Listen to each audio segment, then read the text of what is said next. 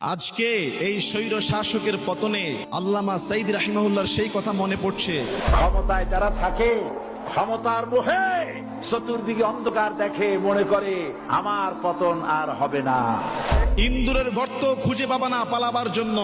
সময় আবে এমন ইন্দুরের গর্ত পাবা না পালাবার জন্য। আল্লামা সাঈদী রাহিমাহুল্লাহ তিনি বলেছিলেন যে যারা ক্ষমতার মোহে ক্ষমতার লোভে অন্ধ হয়ে গিয়েছো, যারা মানুষের উপরে জুলুম করছো, আলেমদেরকে ধরতেছো, মুসল্লিদেরকে ধরে ধরে জেলে ঢুকাচ্ছ, যারা ভেবেছিলা যে তোমাদের পতন হবে না, মানুষদেরকে জুলুম করেছো, আলেমদেরকে গ্রেফতার করেছো, মুসল্লিদেরকে গ্রেফতার করেছো, খুন গুম লুটতরাজ গণহত্যা চালিয়েছো, এরকম জালেমদের উদ্দেশ্যে অনেক আগেই এই সতর্ক করেছিলেন বাংলাদেশের একজন প্রখ্যাত মুফাসসির আল্লামা সাঈদী রাহিমাহুল্লাহ। তিনি বলেছিলেন সময় আসবে এমন ইন্দুরের গর্ত পর্যন্ত খুঁজে পাবা না পালাবার জন্য। ঠিকই আজকে তার কথা সঠিক হয়েছে।